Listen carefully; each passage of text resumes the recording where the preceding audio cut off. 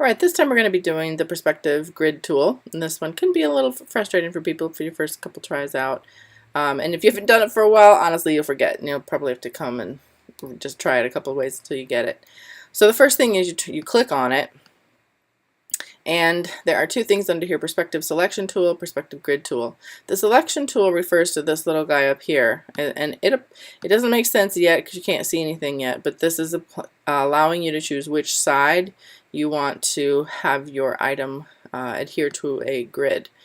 So what happens is once this shows up, you should be seeing a very big grid. The reason I'm not seeing it is because I'm far into the corner of my composition, and so now you can actually see the perspective grid tool at work.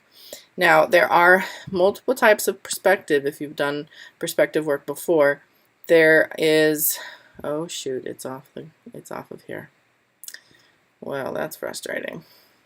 If you go below, so click on here, you're going to see underneath right where I'm at, there's going to say 1 point, 2 point, 3 point, and you just simply choose which one you want. 1 point, just so you can see what it would look. One point means it's just going to be one-sided. 3 points means it's going to have a view that will let it feel either. So here's a 3 point. So what the points that we're talking about is, here's a point. This is the horizon line for perspective. And on these are your vanishing points, is what they call them. So this is a vanishing point, this is a vanishing point, and the third vanishing point is right down here. Okay. Now these ones can be controlled. So if you want a different effect, like let's say that you want to see, like you want to imagine that you're, let's see if I did that one right. You can pull these in to get a slightly different perspective. You can arrange these differently. It all comes down to you just, what kind of perspective do you need and what do you want to be able to change. These things can slide off of each other, as you just saw. So the 3 point perspective, just so you know, this is the most complicated one. This one has perspective not only this way, where you're going to see a force, where it starts off small and gets bigger, but it also will either get smaller down this way or smaller up top. So it is something to be aware of. It is a bit more complicated in some ways than the other ones.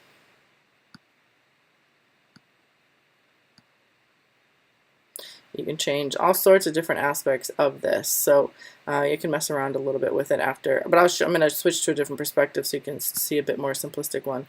So again, I'm going down to perspective grid and I'm choosing the 2 point.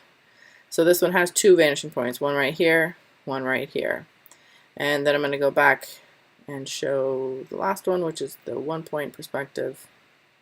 And 1 point just means it's like a hallway situation. If you can only see straight down a hall. If you're smack dab in front of it, you can't see a side. It basically is what that means. So you're stuck with just one, which can be fine for some things that you might be working on. I personally prefer the 2 point. That's just more dynamic usually. So I'm going to go off the 2 point again. Now this refers to the sides. So if I was working with 3 point perspective, it would allow me to choose that one. But here I'm working, it only makes sense to either do this side or this side, okay?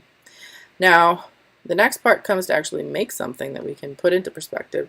So I'm just going to, that's fine, we'll keep that text that it built. So this is text is just sitting off all by itself, nothing fancy. I'm going to make it a bit bold so we can see it a little bit easier. Okay, so now, when I'm ready, I'm going to go to the selection tool, and I can now click on that item, and I want you to notice that I'm on the orange up here, okay? So this is matching up with the orange on this side, and now I can put this word into perspective. Okay, I'm going to go back and show on the other side. Oops, one step too far. Okay, so for this one I'm switching sides. I'm going to the blue, so I'm going to, again, I have to choose that side, choose the blue, and now you can see that that little arrow is coming up with the, the extra icon, and so now you're going to be able to see that it is now on this side. So it is quite a bit of fun to create some serious direction and some, well, just different interests, honestly. So basically, when you are done with your item being in perspective, you can simply turn off your perspective grid. So you'd go to View, Perspective Grid, and simply hide. And now you can move this guy around wherever you'd like to. He's not stuck to the grid, but certainly still looks like he's in perspective. So I definitely recommend trying this one out. You know, could be pretty effective for a logo, all sorts of different things. So perspective grid could be your friend. But again, it takes a couple, I'm not going to lie about that. It takes a couple times to get used to it. This grid typically will throw people off. Now, occasionally people will panic because they don't mean to click on the perspective grid tool, and then they get this giant thing up and they don't know how to turn it off. So all grids and guides can be turned off underneath View. So again, for this one, you go to perspective grid, now that you know what it is, and you simply say hide. So it's technically always there.